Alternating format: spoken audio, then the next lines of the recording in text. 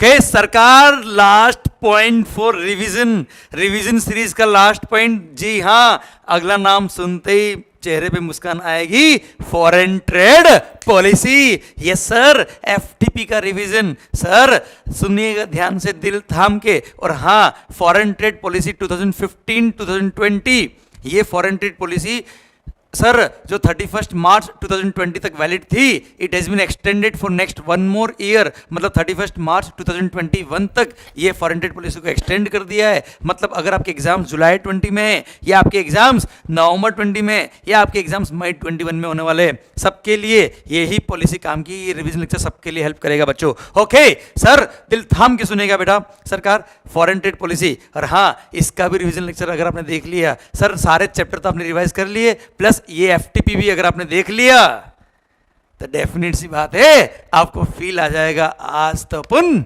चांद पे माहौल। सर देखिए ध्यान से, सबसे पहली बात फॉरेन ट्रेड पॉलिसी डीजीएफटी का सर अथॉरिटी है जो गवर्न करता है। सर सारे प्रोविजंस को इंटरप्रेट करता है और एप्लीकेबल करता है हिंदुस्तान में foreign trade policy. Okay sir ध्यान रखना बेटा। सर डीजीएफटी का हेड ऑफिस है न्यू दिल्ली के अंदर बेटा, एंड इसके वेरियस रीजनल ऑफिसेज है to govern the foreign trade policy in various parts of the country. Okay, foreign trade policy में सबसे इंपॉर्टेंट जो पॉइंट आता है वो schemes under foreign trade policy, कि सर हमको क्या क्या बेनिफिट्स दिए गए। तो मैं वो सेलेक्टिवली वो पार्ट्स आपके लिए कवर कर रहा हूँ एफटीपी के लिए, सो दैट एग्जामिनेशन में एटलीस्ट आपने वो पार्ट रिवाइज कर लिया, आपका रिस्क कवर हो जाएगा बच्चों। ओके, सबसे पहला sir exports from India scheme. अगर आपने गुड्स एक्सपोर्ट किया तो merchandise exports from India scheme, service export किया तो service exports from India scheme. Sir ये ड्यूटी क्रेडिट स्क्रिप्ट आपको मिल जाएंगे। सर नोटिफाइड गुड्स और नोटिफाइड सर्विसेज अगर आपने एक्सपोर्ट किया तो ऐसे केस में आपको एक percentage of FOB duty credit script मिल जाता है। और ड्यूटी क्रेडिट स्क्रिप्ट जो आपने इश्यू करवा लिया, वो स्क्रिप्ट आप किसी को बेच भी सकते हो, या उस स्क्रिप्ट को आप यूज करके कोई भी गुड्स अगर इंपोर्ट करते हो तो उसके इंपोर्ट पे कस्टम्स एग्जेम्प्ट हो जाएगा। आई रिपीट, अगर आपने कोई गुड्स इंपोर्ट किया और उस पर कस्टम पे करना है, और आपके पास अगर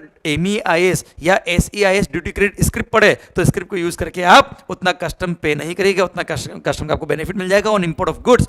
तो सर MEIS और SEIS को आप मार्केट में बेच भी सकते हो बेटा, और मार्केट में बेचा है तो वैसे for the purpose of GST it is treated as goods, पर इस पे जीएसटी एग्जेम्प्टेड, जीएसटी की रेट नील रेट दे रखा है NIL बेटा। ओके, पर हाँ एट द सेम टाइम ये MEIS इशू कब होता है, क्या कंडीशन से, पहले हम बात करें MEIS के regarding. Sir it is usually fixed as a fixed percentage of FOB, और हाँ इसका कैलकुलेशन जो होगा वो कैसे होगा बेटा। सर जो आपने शिपिंग बिल फाइल किया उसमें जो एफओबी डिक्लेयर किया वो, या एक्चुअल जो एफओबी आपको रियलाइज हुआ वो, विच एवर इज लेस, उसका आपको परसेंटेज एफओबी का परसेंटेज आपको मिलेगा MEIS duty credit script. Okay sir, अगर आपने बाय पोस्ट एक्सपोर्ट किया, बाय पोस्ट, या आपने ई कॉमर्स ऑपरेटर के थ्रू अगर कोई गुड्स एक्सपोर्ट किया, तो वो भी एलिजिबल है MEIS के लिए, पर वहां पर maximum FOB which will be considered to calculate the MEIS will be rupees only 5 lakh. Sir आपने फॉर एग्जांपल 6 लाख की एफओबी वाला गुड्स एक्सपोर्ट किया, पर कंसाइनमेंट की बात करूं मैं, एक कंसाइनमेंट में 6 लाख की वैल्यू का गुड्स है, तो मैक्सिमम कितना कंसिडर करेंगे बेटा, ओनली 5 लाख ही कंसिडर करेंगे for MEIS duty credit script calculation. अगर आपने 4 लाख का एक्सपोर्ट किया तो 4 लाख का ही परसेंटेज जो भी होगा वो आपको मिलेगा बेटा। ओके सर, गुड्स के केस में ध्यान रखना बेटा, कौन कौन सी कैटेगरीज है जो इन एलिजिबल है for this purpose. First, supplies made from DTA to SEZ eligible नहीं है। Then exports through transshipment, meaning thereby exports that are originating in third country but transship through India. तो sir out of India से आया और out of India गया, India में तो sir आया ही नहीं, ट्रांसशिपमेंट हुआ केवल इंडिया से, वो एलिजिबल नहीं होगा MEIS के लिए, ऑब्वियसली बात है बेटा। देन डिम्ड एक्सपोर्ट एलिजिबल नहीं है। SEZ, EOU, ESTP, biotechnology park या free trade in warehousing zone products exported through DTA unit, वो भी एलिजिबल नहीं है। Then export product which are subject to minimum export price और एक्सपोर्ट ड्यूटी, वो भी एलिजिबल नहीं है। Then exports made by unit in free trade in warehousing zone, these are not eligible for MEIS scheme. Okay, आइए SEIS scheme, sir service export from India scheme, आपने या तो India से services out of India export करी, या आपने India से out of India sir service consumers को सर्विसेज एक्सपोर्ट करी तो एलिजिबल है। पर अगर आपका कोई ब्रांच आउट ऑफ इंडिया है और वहीं से आपने services the out of India, तो वो एक्सपोर्ट के लिए SEIS के लिए एलिजिबल नहीं है। सेकंड, अगर आपके employees permanently out of India रहते हैं, natural person out of India रहते हैं, उनकी प्रेजेंस आउट ऑफ इंडिया रहती है और वहां से आपने सर्विस दी, वो भी एलिजिबल नहीं है SEIS के लिए। प्लस अगर आपको SEIS स्कीम का बेनिफिट लेना है तो ध्यान रखना, जिस ईयर में आपने सर्विस एक्सपोर्ट करी है उस ईयर में आपका sir foreign exchange net free foreign exchange earning should be minimum $15,000, और अगर आप इंडिविजुअल सर्विस सप्लायर हो या प्रॉपर्टरशिप कंसर्न होते हैं ऐसे केस में $10,000 भी अगर आपका टर्नओवर हुआ, net free foreign exchange earning, net free foreign exchange earning अगर $10,000 भी हुई तो भी आप एलिजिबल हो जाओगे SEIS स्कीम के लिए। अच्छा, आपके दिमाग में पॉइंट आएगा क्या सर ये net free foreign exchange earning क्या होता है? Net free foreign exchange earning मतलब कितना फॉरेन एक्सचेंज अर्निंग आपने अर्न किया, लेस कितना फॉरेन एक्सचेंज में खर्चा किया आपने, इन INR में खर्चा किया वो लेस नहीं करेंगे। फॉरेन एक्सचेंज कितना कमाया माइनस कितना फॉरेन एक्सचेंज में खर्चा किया वो लेस करेंगे, तो net free foreign exchange earning. अच्छा, आपके पास एक्टिव IEC नंबर होना चाहिए बेटा, तो ही आप एलिजिबल हो SEIS स्कीम के लिए बेटा। ओके सर, ध्यान रखना बच्चों, इन एलिजिबल कैटेगरी क्या है SEIS स्कीम के लिए? सर जैसे आप ध्यान रखना बेटा, आप एक बैंक हो या कोई फाइनेंशियल इंस्टीट्यूशन हो और आपके बैंक में किसी का अकाउंट है और उसके अकाउंट में कोई पेमेंट आया है तो यू आर नॉट एलिजिबल बेटा, वो आपका रेवेन्यू नहीं है। प्लस सर किसी ने डोनेशन दिया है, एलिजिबल नहीं है। जैसे आप हेल्थ केयर इंस्टीट्यूट हो या एजुकेशनल इंस्टीट्यूशन हो, आपको हेल्थ केयर आया, हेल्थ केयर क्या है पागल से बात कर रहा है, आपको डोनेशन रिसीव हुआ या आपको कोई इक्विटी पार्टिसिपेशन रिसीव हुआ, वो नेट फॉरेन एक्सचेंज अर्निंग नहीं है बेटा, आपकी अर्निंग होनी चाहिए, रेवेन्यू होनी चाहिए बेटा, आपकी फीस होनी चाहिए।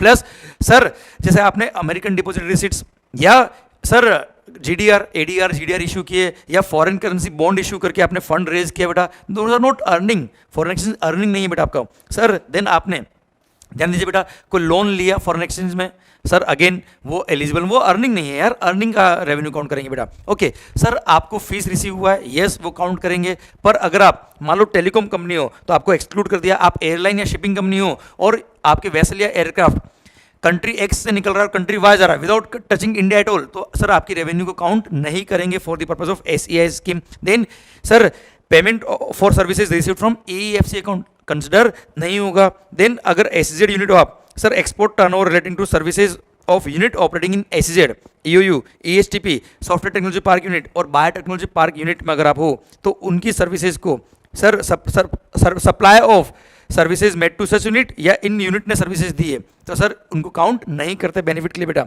देन अगर इन्होंने क्या किया, SEZ यूनिट ने अपना टर्नओवर क्लब करते हैं DT यूनिट के साथ तो उनको भी कंसिडर नहीं करेंगे, मतलब ये कुल मिला के एलिजिबल नहीं है for the purpose of SEIS। Export of goods obvious बात है, MEIS देखिए, SEIS मत देखिए बेटा, हाँ है ना। तो these are in eligible category for services जिनके लिए बेनिफिट नहीं मिलता। अच्छा, कितना रिवॉर्ड पॉइंट है सर्विसेज के लिए, कितना आपको ड्यूटी क्रेडिट स्क्रिप मिलेगा? सारे केस में 5% है, कितना बेटा? 5% is the duty credit script in case of services. पर 3 केस में, एक तो होटल सर्विसेज, एक रेस्टोरेंट सर्विसेज और अदर बिजनेस सर्विस, जैसे एडवर्टाइजमेंट सर्विस हो गया बेटा, market research and opinion public opinion poll service हो गया बेटा, मैनेजमेंट कंसल्टिंग सर्विस हो गया बेटा, मैनेजमेंट कंसल्टिंग हो गया, technical testing and analysis service हो गया बेटा, या services which are incidental to agriculture, hunting और फॉरेस्ट्री हो गया, या such kind of other business services. यहाँ पे 3% है, होटल, रेस्टोरेंट और या अदर बिजनेस सर्विस के केस में 3% is the duty credit scrip services में। बाकी सब केस में कितना बेटा? 5% is the duty credit scrip बेटा। अच्छा ध्यान रखिएगा, आपको जो आउट ऑफ इंडिया से पेमेंट आ रहा है, भले वो इंटरनेशनल क्रेडिट कार्ड से आ रहा है, डेबिट कार्ड से आ रहा है, किसी भी मोड से पेमेंट आ रहा है, फॉरेन करेंसी में अगर आ रहा है तो यस यू आर एलिजिबल, कोई दिक्कत नहीं बेटा, क्लियर। अच्छा ध्यान रखिएगा, अगर आपने इंपोर्ट पर कस्टम पे कर दिया तो यस आपने ध्यान रखना बेटा, इंपोर्ट पे कस्टम पे कर दिया तो yes drawback, duty drawback is also allowed. Okay sir ध्यान रखिएगा, एक और बात, MEIS हो या SEIS हो, आपको जब ये स्कीम आप लेंगे, आप इसके लिए बेनिफिट अगर आप ले रहे हो तो जिसको ये MEIS या SEIS इस ड्यूटी क्रेडिट स्कीम मिले वो इसको बेच सकता है, फ्रीली ट्रांसफरेबल बेटा। पर हाँ 2% की टर्नओवर एक साथ क्लब करके आप SEIS मंगा रहे हो, SEIS स्क्रिप्ट इशू करा रहे हो, वो एलिजिबल नहीं बेटा, टर्नओवर क्लब नहीं कर सकते। पर yes script can be transfer to anybody else. Okay, open market में सेल होता है बेटा ये। आइए सर नेक्स्ट आता है क्या, स्टेटस होल्डर्स। बच्चों लास्ट पिछले 4 साल में एटलीस्ट 2 ईयर्स में आपका अगर ये मिनिमम टर्नओवर आपने इतना अचीव कर लिया तो एक्सपोर्ट हाउस का कैटेगरी आपको मिलेगा। Sir 1 star, 2 star, 3 star, 4 star, 5 star, $3 million million US की बात करूं मैं, 3, 25, 100, 500 एंड $2,000 मिलियन। सर अगर आपका FOB है या FOR जो कन्वर्ट किया आपने US में, क्लियर। सर डीम्ड एक्सपोर्ट भी कवर होता है इसके अंदर बेटा। अगर एटलीस्ट इतना आपका एक्सपोर्ट परफॉर्मेंस है in at least 2 year out of last 4 year तो आप एक्सपोर्ट हाउस के अंदर कवर हो जाएंगे बेटा। 1 स्टार एक्सपोर्ट हाउस, 2 स्टार, मैंने आपको रेस्पेक्टिव टर्नओवर बता दिया बेटा आपको इसके। ओके, पर ध्यान रखना बेटा, अगर आप सर एग्री एक्सपोर्ट जोन में कवर हो या unit located north east state है बेटा including Sikkim and Jammu and Kashmir, या मैन्युफैक्चरिंग यूनिट हैविंग ISO और BIS, या MSME एक्ट में कवर हो बेटा, small micro small and medium enterprise MSME act में अगर आप कवर हो तो ऐसे केस में इन यूनिट्स को बोला है कि 1 स्टार एक्सपोर्ट हाउस की कैटेगरी के लिए आपका जो भी आपका एक्सपोर्ट परफॉर्मेंस का जो टर्नओवर है उसको हम डबल काउंट करेंगे, डबल वेटेज दिया जाएगा। मतलब उनके लिए 1.5 करोड़ 1.5 मिलियन US डॉलर भी अगर उन्होंने टर्नओवर अचीव कर लिया तो उसको डबल करेंगे, मतलब 3, तो 3 करोड़ के स्कोप में 3 करोड़ की लिमिट में वो आ जाएंगे और 1 स्टार एक्सपोर्ट हाउस में वो कवर हो जाएंगे। तो 1 स्टार एक्सपोर्ट हाउस के लिए उनका जो भी टर्नओवर था एक्सपोर्ट परफॉर्मेंस का उसको डबल काउंट करते हैं बेटा। Clear, done. सर ध्यान रखना बेटा, अब आप अगर स्टेटस होल्डर हो तो आपको क्या क्या प्रिविलेजेस अलाउड है बेटा, ध्यान रखना। एग्जाम्स के अंदर नॉर्मली क्वेश्चन जो आता है वो आता है कि what are the privileges which are allowed to status holder. दिल थाम के सुनिएगा, जल्दी सुनिएगा बेटा। First, authorization and custom clearance for both import and export में be granted on self declaration basis. अच्छा ध्यान रखना, नॉर्मली जो क्वेश्चन था FTP का वो या तो 2 मार्क का था या 4 मार्क का था। क्लियर, बहुत बड़ा क्वेश्चन नहीं आता, तो एनी 4 पॉइंट या any 5 point can be written in the exams अगर 4 या 5 4 मार्क का क्वेश्चन है तो। ओके, सेकंड बेनिफिट जो इनको मिलता है बेटा, प्रिविलेज क्या है, इनपुट आउटपुट नॉर्म्स में be fixed on priority with in 60 days by the norms committee, exemption from furnishing bank guarantee for schemes under FTP unless specified otherwise anywhere in FTP or handbook of procedure बेटा, exemption from compulsory negotiation of document from banks but remittance or receipt however would be received through banking channel only, payment तो banking channel से आना चाहिए बेटा, foreign currency। 2 star and above export houses shall be permitted to establish their export warehouses on their own as per Department of Revenue guidelines बेटा। वैसे ये excise case में relevant था, अभी एक्साइज है नहीं, ज़्यादा रेलेवेंट है नहीं बेटा। ओके, पर फिर भी पॉइंट तो आप लिख सकते हो बेटा। 3 star and above house category will be entitled to get the benefit of accredited clients program। accredited clients program के लिए आप बेनिफिट आप ले सकते हो। एंड देन सर ध्यान रखना, manufacturer who are status holder, जो मैन्युफैक्चरर है, जो स्टेटस होल्डर है कौन से 3, 4 या 5 स्टार वाले, सर उनको बोल दिया क्या, you will be eligible to self certify the manufactured goods is originating from India with the view to qualify for preferential agreement or treatment by various countries बेटा। जो हमने दूसरी कंट्री के साथ में प्रेफरेंशियल एग्रीमेंट वगैरह किए उसमें ये लिखना पड़ता है कि goods are manufactured in India itself, उसको सर्टिफाई करना पड़ता है, पर आप सेल्फ सर्टिफाई कर सकते हो, कोई दिक्कत नहीं सर। अगर 2, 3 या 4 या 5 स्टार हाउस अगर आप हो तो, और अगर आप मैन्युफैक्चरर हो तो बेटा, then manufacturer exporter who are also status holders shall be eligible to self certify their goods as originating from India as per para number 2.108 of the FTP बेटा। देन सर ध्यान रखिए बेटा, फ्री ऑफ कॉस्ट, ये अच्छा point बेटा, free of cost promotional basis पे आप कोई भी गुड्स एक्सपोर्ट करना आप नहीं कर सकते।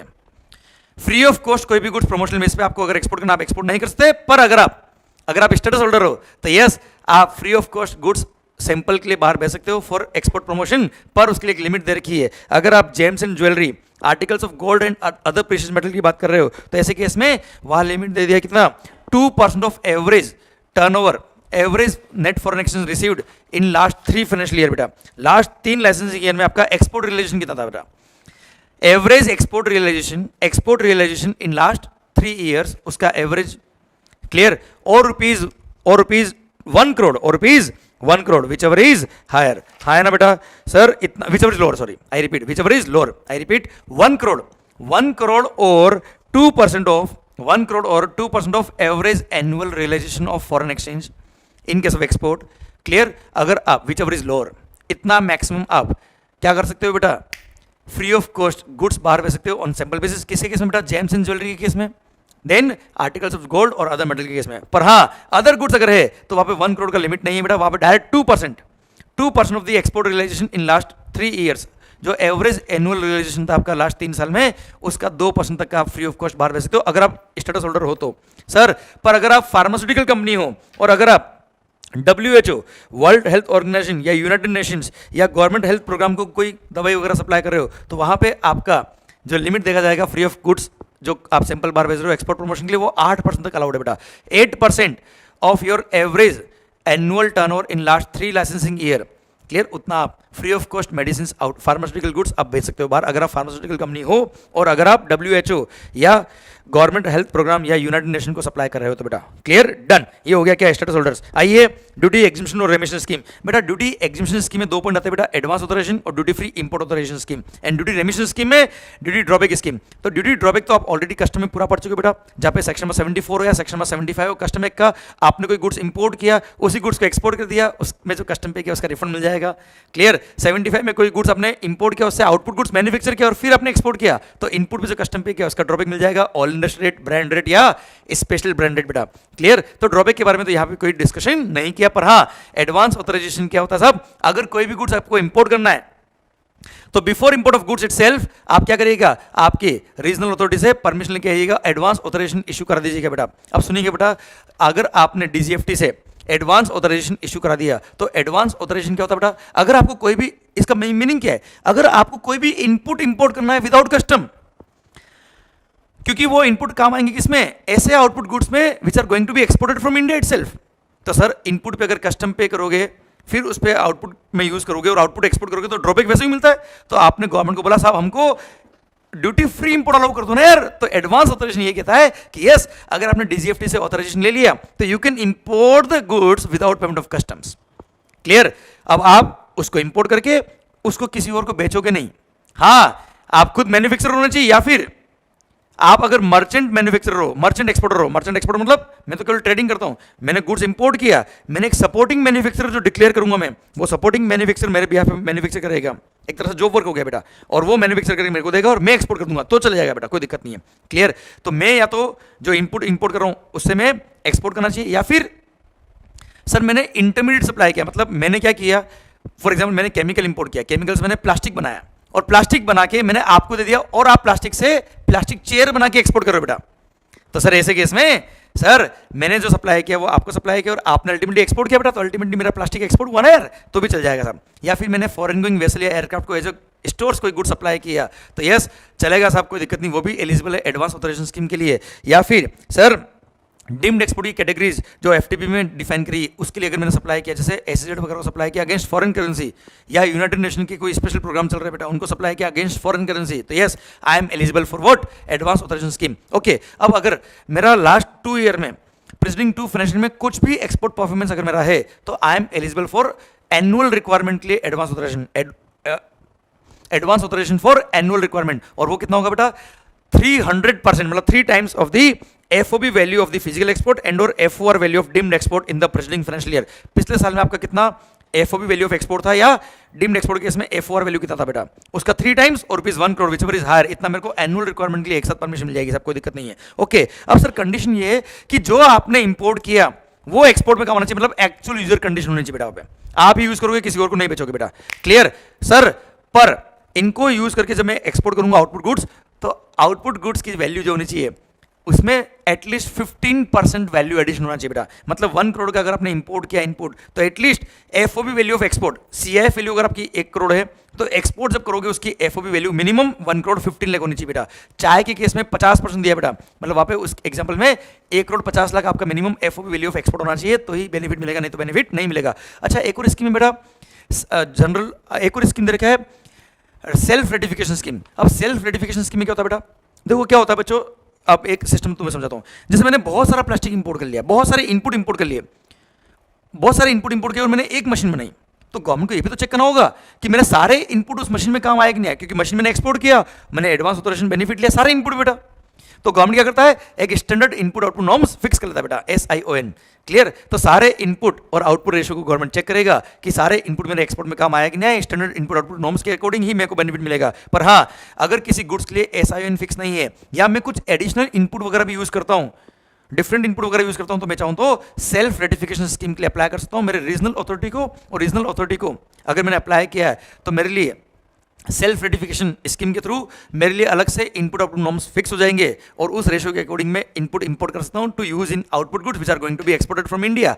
Clear. Under this advance authorisation scheme. पर हाँ ये सेल्फ रेटिफिकेशन स्कीम उन्हीं लोगों के लिए एलिजिबल है जो लोग कौन है, AEO सर्टिफिकेट जिनके पास है सर, ऑथराइज्ड इकोनॉमिक ऑपरेटर बेटा, कस्टम के स्कीम के अंदर बेटा, under common accreditation programme of the CBIC। अगर कस्टम के कॉमन एक्रेडिटेशन प्रोग्राम के अंदर मैं लिस्टेड हूँ जिसका मेरे पास AEO सर्टिफिकेट है, ऑथराइज्ड इकोनॉमिक ऑपरेटर सर्टिफिकेट, वही लोग एलिजिबल है सेल्फ रेटिफिकेशन स्कीम के लिए। प्लस जब मैं अपना इनपुट आउटपुट नॉर्म्स डिक्लेयर करूंगा, उनको खुद डिक्लेयर करूंगा, वो वेरीफाई करेंगे, तो it should be sir authenticated by the chartered engineer का सर्टिफिकेट भी चाहिए बेटा उसके अंदर। प्लस ये सेल्फ रेटिफिकेशन स्कीम उसी पर्सन को मिलेगी जिसके अगेंस्ट पिछले 5 साल में कोई भी पेनल्टी या कोई मतलब कोई क्रिमिनल ऑफेंस नहीं हुआ अंडर एक्साइज, कस्टम्स या रिलेटेड लॉ, फॉरेन ट्रेड और development foreign trade development regulation act के थ्रू या कस्टम्स के थ्रू या एक्साइज या अलाइड लॉज में कोई भी मेरे को पेनलाइज नहीं किया पिछले 5 साल में बेटा, तो ही मेरे को ये बेनिफिट मिलेगा सेल्फ रेटिफिकेशन स्कीम का बेटा। Clear, done. अच्छा सर, एक और बात, एडवांस ऑथराइजेशन के केस में जब मैं गुड्स इंपोर्ट करता हूं तो सारा कस्टम एग्जम्प्ट बेटा, बेसिक कस्टम ड्यूटी हो, सेफगार्ड ड्यूटी हो, एंटी डंपिंग हो, या सारी ड्यूटी का बेनिफिट मिलता है इंक्लूडिंग 3739। सर आईजीएसटी और जीएसटी सेस भी एग्जम्प्ट रहेंगे अप टू 31 मार्च 2020। पर हाँ सर, खास बात, इसको 1 साल के लिए एक्सटेंड कर दिया। जिनके भी एग्जाम्स नवंबर 20 या मई 21 रहेंगे उनको बताता हूं कि एडवांस ऑथराइजेशन स्कीम में आईजीएसटी और जीएसटी कंपनसेशन सेस पहले 31 मार्च 2020 तक ही एग्जम्प्ट थे, जिसको बढ़ा के 1 साल और एक्सटेंड कर दिया, 31 मार्च 2021 तक एग्जम्प्ट रहेंगे, कोई दिक्कत नहीं। मतलब कुल मिला के सारे कस्टम एग्जम्प्ट है अगर आपने कोई भी गुड्स एडवांस ऑथराइजेशन में इंपोर्ट किया तो। और हाँ, ध्यान रखिएगा बेटा, जो भी आपने गुड्स इंपोर्ट किया है सर, उसका आपको प्रॉपर रिकॉर्ड्स रखना पड़ेगा, प्रॉपर अकाउंटिंग रखनी पड़ेगी बेटा। अच्छा एक बात और, अगर मान लो आपने, सर ध्यान रखना, 1 करोड़ का इनपुट सीआई वैल्यू वाला इंपोर्ट किया, उसको यूज करके आप आउटपुट गुड्स बना रहे हो, उसका मिनिमम वैल्यूएशन शुड बी 15%, मतलब एफओबी कितना होना चाहिए मिनिमम 1 करोड़ 15 लाख। अच्छा, फ्री ऑफ कॉस्ट अगर कोई इनपुट आउट ऑफ इंडिया वाले ने आपको दे दिया बेटा, तो अगर फ्री ऑफ कॉस्ट कोई भी इनपुट आउट ऑफ इंडिया वाला आपको देता है तो वो इनपुट एक तरह से वो इनपुट आया था ना इंडिया में यार, तो उसकी फेयर वैल्यू हम इंपोर्ट वैल्यू में भी ऐड करेंगे, प्लस एक्सपोर्ट जब करेंगे तो उस एक्सपोर्टर से हम उतना पैसा तो लेंगे नहीं बेटा जितना उसने फ्री ऑफ कॉस्ट मटेरियल दिया, एक तरह से कंसिडरेशन काइंड हो गया। तो सर हम एफओबी में भी ऐड करेंगे और जो इंपोर्टेड इनपुट है उसकी कॉस्ट में भी ऐड करेंगे। जैसे हमने 70 लाख का इनपुट इंपोर्ट किया, 30 लाख की उसने इनपुट हमको फ्री ऑफ कॉस्ट दे दिया बेटा, तो एक तरह से मेरा टोटल इंपोर्ट कितने का हुआ, 1 करोड़ का हुआ। अच्छा, मैंने उससे 85 लाख रुपए चार्ज किए थे बेटा, अब 85 लाख तो मैंने उससे लिया प्लस 30 लाख के फ्री ऑफ कॉस्ट इनपुट ले लिए, तो मेरी सेल प्राइस कितनी हो गई, 85 लाख प्लस 30 लाख, तो sir 1 crore 15 lakh is my FO value of export. तो सर 1 करोड़ का इंपोर्ट हो गया, 1 करोड़ 15 लाख का एक्सपोर्ट हो गया, ऐसे कंसिडर करेंगे, फिर देखेंगे 15% वैल्यू एडिशन हुआ कि नहीं हुआ बेटा। Clear, done, okay. अब ड्यूटी फ्री इंपोर्ट ऑथराइजेशन बेटा ध्यान रखना, ये पोस्ट एक्सपोर्ट बेसिस पे मिलती है बेटा। इसमें क्या होता है बेटा, आपने अगर DFIA स्कीम लिया है तो ऐसे केस में आपने जो गुड्स एक्सपोर्ट किए उसमें जितने इनपुट काम आते हैं वो इनपुट को आप इंपोर्ट कर सकते हो without payment of customs.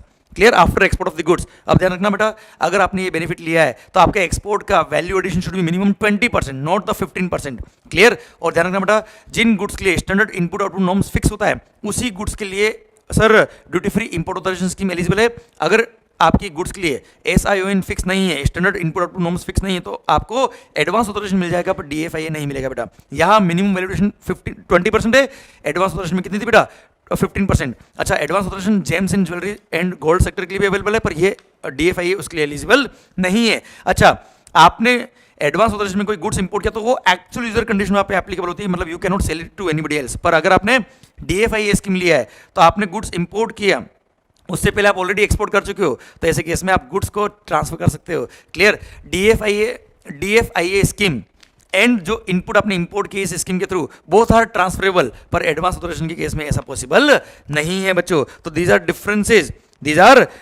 Between DFIA scheme and advance authorisation scheme बेटा। I hope you got the entire point बेटा, डन। सर एक लास्ट पॉइंट बचता है किसका, EPC scheme, export promotion capital goods scheme. बच्चों ध्यान रखना, अगर आपने कोई भी कैपिटल गुड्स इंपोर्ट किया है, सर बच्चों ध्यान रखना, आप क्या बोलते हो, सर आपने इनपुट अलाउ कर दिया एडवांस ऑथराइजेशन के through without payment of custom. Sir अब मशीन अगर हमको इंपोर्ट करनी है तो काइंडली वो भी तो अलाउ कर दो, हम उसको, सर हम आपको एक्सपोर्ट परफॉर्मेंस अचीव करके दिखा देंगे, पर अब हमारे पास जब तक एडवांस मशीन नहीं होगी, सर नई मशीन नहीं होगी, तब तक हम क्वालिटी प्रोडक्ट नहीं बना पाएंगे। तो मोदी जी ने अलाउ किया, ठीक है साहब जाइए, मोदी जी मतलब पहले से भी अलाउ था no doubt. Sir EPC scheme, export promotion capital goods scheme बोलता है क्या, DGFT से अगर आपने स्कीम ले ली तो ऐसे केस में you can import the capital goods without payment of custom. पर जितना कस्टम आपने सेव किया, आई रिपीट, जितना कस्टम आपने सेव किया उसका 6 टाइम आपको एक्सपोर्ट ऑब्लिगेशन अचीव करके बताना पड़ेगा विद इन नेक्स्ट 6 ईयर्स बेटा। 6 साल के अंदर आपको एक्सपोर्ट परफॉर्मेंस अचीव करके दिखाना पड़ेगा बेटा। अच्छा एक बात और ध्यान रखना, जितना ड्यूटी सेव किया, खास बात EPC स्कीम के अंदर आपने अगर ये मशीन इंपोर्ट करी विदाउट पेमेंट ऑफ कस्टम तो yes it is exempt from customs, all types of customs. और हाँ एक बात और, एडवांस ऑथराइजेशन स्कीम में था ना sir all type of custom exempt बेटा, DFIA स्कीम में केवल बेसिक कस्टम ड्यूटी एग्जम्प्ट था बेटा। Duty free import authorisation scheme में only basic custom duty exempt होता है, अदर ड्यूटीज ऑफ कस्टम को पे करना पड़ता है बेटा। पर अगेन EPC स्कीम के अंदर all types of custom exempt including 37 and 39, मतलब IGST और GST सेस भी एग्जम्प्ट है। और हाँ सर, जिनके जुलाई एग्जाम है उनको पता है 31 मार्च 2020 तक ही IGST और GST सेस एग्जाम था अंडर EPC स्कीम ऑल्सो, पर again it has also been extended to 31 March 2021, तो नवंबर 20 या मई 21 अगर आपके एग्जाम से, तो आप ध्यान रखिए। यस, एपीसी स्कीम के अंदर भी 1 साल का एक्सटेंशन बढ़ा दिया बेटा, आईजीएसटी और जीएसटी सेस के लिए बेटा। तो सारी टाइप्स ऑफ कस्टम एग्जाम है, इंक्लूडिंग 37 एंड 39 ऑल्सो। क्लियर, अगर एपीसी स्कीम के थ्रू आप कोई भी मशीन इंपोर्ट करते हो तो। और हाँ, ध्यान रखिएगा बेटा, 6 times of the duty saved, जितना ड्यूटी सेव किया है, जितना ड्यूटी सेव किया है उसका 6 टाइम आपको एक्सपोर्ट परफॉर्मेंस अचीव करना पड़ेगा विद इन नेक्स्ट 6 ईयर। जरूरी नहीं कि उस मशीन से आप केवल और केवल एक्सपोर्ट गुड्स बनाए, आप डोमेस्टिक गुड्स बनाओ, कोई दिक्कत नहीं, पर आपका 6 साल के अंदर एक्सपोर्ट परफॉर्मेंस अचीव हो जाना चाहिए बेटा। और हाँ, एक्सपोर्ट ऑब्लिगेशन पूरा करने के बाद आप मशीन को बेच सकते हो, उसमें हमें कोई दिक्कत नहीं, पर उससे पहले आप मशीन को नहीं बेच सकते हो। मशीन जो आपने इंपोर्ट करी है, भले वो प्री प्रोडक्शन स्टेज में काम आए, प्रोडक्शन स्टेज में काम आए या पोस्ट प्रोडक्शन स्टेज में काम आया, हमें कोई दिक्कत नहीं है। प्रोजेक्ट इंपोर्ट में हमने मशीन इंपोर्ट करी है, हमें कोई दिक्कत नहीं, एलिजिबल है। आप डीम्ड एक्सपोर्ट करते हो, एसईजेड की यूनिट वगैरह सप्लाई करते हो, हमें कोई दिक्कत नहीं, एलिजिबल है साहब। ये स्कीम बेनिफिट देती है आपको बेटा। सेकंड हैंड मशीनरी इंपोर्ट किया, वो भी एलिजिबल है सर। अच्छा, आपने कंप्यूटर सॉफ्टवेयर इंपोर्ट किया अंडर एपीसी स्कीम, यस, वो भी बेनिफिट के लिए एलिजिबल है बेटा। अच्छा, आपने मशीन को नॉकडाउन कंडीशन में, सीकेडी कंडीशन में, एसकेडी कंडीशन में इंपोर्ट किया और इंडिया में लाने के बाद असेंबल किया, तो भी एलिजिबल है, हमने अलाउ किया है एपीसी स्कीम के अंदर बेटा। हाँ, ध्यान रखना, ड्यूटी सेव्ड का 6 टाइम। अब सर यहाँ पे मैं बार बार स्ट्रेस क्यों दे रहा हूँ बेटा, ड्यूटी सेव्ड का 6 times x the export performance. Duty saved मतलब क्या होता है बेटा, जितना ड्यूटी बचाया आपने। अब आपने मान लो कोई गुड्स इंपोर्ट किया और सारी कस्टम एग्जम्प्ट है, पर आपने 3739 पे कर दिया बेटा, आईजीएसटी या जीएसटी से आपने पे किया, ओनली बेसिक कस्टम या अदर कस्टम का आपने बेनिफिट लिया बेटा। तो ऐसे केस में ड्यूटी सेव में क्या काउंट होगा बेटा, ओनली कस्टम जो आपने पे नहीं किया वही तो काउंट होगा बेटा, और उसका 6 टाइम आपको एक्सपोर्ट परफॉर्मेंस अचीव करना पड़ेगा। पर कंडीशन क्या है, वो जो आपने आईजीएसटी 37 और 39 में आपने जो पे किया है जीएसटी सेस, उसका आपने आईटीसी नहीं लिया होना चाहिए बेटा। अगर आपने उसका इनपुट टैक्स क्रेडिट ले लिया, मतलब एक तरह से वो भी सेव हो गया बेटा। अगर आपने उस 3739 का आईटीसी ले लिया, मतलब वो भी ड्यूटी एक तरह से हो गया ना, पे करा और क्रेडिट ले लिया बेटा। तो ऐसे केस में टोटल ड्यूटी का 6 टाइम आपको एक्सपोर्ट परफॉर्मेंस अचीव करना पड़ेगा। पर सेकंड केस, आपने क्या किया, इंपोर्ट किया, ओनली कस्टम का बेनिफिट लिया, 3739 का बेनिफिट नहीं लिया, तो पर 3739 का आपने आईटीसी भी क्लेम नहीं किया, तो इसका मतलब एक तरह से आपको बेनिफिट केवल बेसिक कस्टम वगैरह का ही हुआ बेटा। तो 37 और 39 के अमाउंट को हम काउंट नहीं करेंगे while calculating 6 times of the export performance, 6 times of the duty save बेटा। हाँ है ना, क्योंकि ड्यूटी सेव जो हुई वो केवल बेसिक कस्टम ड्यूटी और अदर ड्यूटीज ही सेव हुई है, 3739 सेव नहीं हुई है, क्योंकि आपने उसका आईटीसी नहीं लिया। अच्छा, थर्ड केस, आपने कोई भी ड्यूटी पे नहीं किया, ना बेसिक कस्टम ड्यूटी पे किया, ना कोई ड्यूटी पे किया, तो ऐसे केस में टोटल ड्यूटी सेव हो गया बेटा, उसका 6 टाइम आपका एक्सपोर्ट परफॉर्मेंस आपको अचीव करना पड़ेगा। ओके, एक बात और बेटा, अगर आपने डोमेस्टिक मार्केट से मशीन परचेज कर ली और अगर आपने एपीसी स्कीम ले रखा है तो आपको बेनिफिट देंगे, पर हाँ, सिंस हिंदुस्तानी है ना, तो हिंदुस्तानी भाई को बोला है क्या, अगर तुमने हिंदुस्तान के दूसरे भाई से कोई गुड्स परचेज किया है अंडर एपीसी स्कीम, तो यस, तेरे को एपीसी स्कीम का बेनिफिट मिलेगा, कोई कस्टम कोई जीएसटी पे करने की जरूरत नहीं। पर हाँ, अगर उस गुड्स को इंपोर्ट करते तो कितना कस्टम बचता, कितना कस्टम लगता, तो उसको बोल देंगे क्या, सर डिम्ड कस्टम ड्यूटी बेटा, कि इतना कस्टम लगता अगर इस मशीन को इंपोर्ट करते तो हम मानेंगे कि जितना कस्टम बचा तुम्हारा इंपोर्ट करने पे कितना कस्टम लगता है बेटा। क्लियर, उसको बोलते हैं नॉशनल कस्टम ड्यूटी बेटा, उसका 4.5 टाइम, क्योंकि 25% बेनिफिट दिया है। क्लियर, तो सर 25% एक्सपोर्ट ऑब्लिगेशन में बेनिफिट दिया है अगर domestic sourcing of the capital goods करते हो तो बेटा। तो क्या हो गया बेटा, अगर डोमेस्टिक मार्केट से आपने कैपिटल गुड्स परचेस किया है तो क्या हो जाएगा इस केस में, sir notional custom duty saved का 4.5 times is the export obligation which you need to achieve बेटा। हाँ है ना बेटा, ये सर मेजर बातें थी in relation to EPC scheme. I hope you got the entire point. बच्चों, ये मेजर मैंने पॉइंट कवर करने की कोशिश करी है अंडर फॉरेन ट्रेड पॉलिसी बेटा। Clear, I hope you got the entire fundamental, पढ़ते रहिए बेटा। सर अच्छा, डिम्ड एक्सपोर्ट जो आपने जीएसटी के अंदर पढ़ा है वैसा ही बेनिफिट है डिम्ड एक्सपोर्ट में दिया हुआ बेटा, कि अगर आप कोई पर्सन गुड्स एक्चुअली इंडिया से बाहर नहीं जा रही है पर वो सप्लाई कर रहा है किसको, ईओयू को सप्लाई कर रहा है, एक्सपोर्ट ओरिएंटेड यूनिट को सप्लाई कर रहा है, या वो सप्लाई कर रहा है ऐसे किसी पर्सन को जिसने एपीसी स्कीम लिया है, एडवांस ऑथराइजेशन लिया है, या एटसेट्रा जो अदर पॉइंट दिए, इन लोगों को सप्लाई किया तो वहाँ पे एक्सपोर्ट बेनिफिट मिल जाएंगे, डिम्ड एक्सपोर्ट मानते हैं उसके अंदर। क्लियर, जीएसटी आपने पे किया उसका रिफंड मिल जाएगा बेटा। क्लियर, समझे मेरी बात। तो ये सब बेनिफिट दे रखे, एसजेड की स्कीम दे रखी है, ईओयू वगैरह दे रखे बेटा आपको। ओके, सरकार ध्यान रखना, जब भी आप फॉरेन ट्रेड पॉलिसी में बोला हुआ है, foreign trade policy is a policy, it is not an act, it has to be linked with the customs act. जब तक कस्टम के नोटिफिकेशन नहीं आएंगे तब तक कोई आपको बेनिफिट नहीं मिलेगा। जैसे एफटीपी के अंदर बोल दिया कि ये गुड्स अगर इस तरह का एक्टिविटी किया तो एग्जम्प्ट होगा। ओके ओके ओके बच्चों, पावर कट हो गया था, वापस बोलता हूं बेटा, ध्यान रखना, एफटीपी के अंदर कोई भी बेनिफिट अगर दिया है तो it should be authenticated by the respective act. तो जब तक कस्टम्स एक्ट या अदर एक्ट में नोटिफिकेशन नहीं आ जाता है तब तक एग्जिम्पशन नहीं मिलता है। ओके, क्योंकि FTP is a policy, it can not override the act. Second बात बच्चों जो आपको ध्यान रखना, लास्ट बात बेटा, सर ये बोला है कि जितने भी एक्सपोर्ट के आपके कॉन्ट्रैक्ट होंगे या जो भी आप इनवॉइसेस इशू करेंगे in respect of export of goods, हमेशा those should be in convertible foreign exchange, plus वो चाहे तो इंडियन करेंसी में भी हो सकते हैं, पर realisation of the foreign currency should always be in foreign currency only. बेटा क्लियर? पक्का बच्चों? हाँ सर ध्यान रखना बच्चों, ये मोटा मोटी तौर पे मैंने एफटीपी के इंपॉर्टेंट पॉइंट्स कवर किए हैं। यस सर, एफटीपी आप लोग छोड़िएगा नहीं बेटा, जो मैंने आपको एटलीस्ट क्लास के अंदर क्वेश्चंस कराते हैं, जो अपनी बुक में क्वेश्चंस दे रखे वो एटलीस्ट आप करिए। क्लियर? छोड़ना नहीं बेटा, क्योंकि पढ़ेगा इंडिया तभी तो बढ़ेगा India. All the very best, अच्छे से पढ़िए। सर ध्यान देना बेटा, हर एक चैप्टर अपन ने रिवीजन लेक्चर में कवर कर लिया है, चैप्टर वाइज हर एक चैप्टर रिवाइज किया है बेटा। Be a part of positive energy, आपके आसपास का जो ओरा है वो हमेशा पॉजिटिव बनना चाहिए और माहौल होना चाहिए पढ़ने में। खुश रहो, खुश रह के पढ़ाई करो, मर मर के नहीं पढ़ना बेटा। क्लियर? माहौल, थैंक यू सो मच, पढ़िए, ऑल द वेरी बेस्ट। अपने टारगेट सेट करिए और टारगेट को अचीव करने के लिए दिन रात एक कर दीजिए, क्योंकि always remember, if you aim for the moon, if you aim for the moon, even if you miss it, first of all you will never miss it, but even if by chance you miss it, don't worry, you will fall among stars. Okay, so all the very best, take care। और हाँ ध्यान रखना एक last बात, रेत की जमीन पर छोड़ते चलो निशा, देखे तुम्हें जमी देखे आसमां।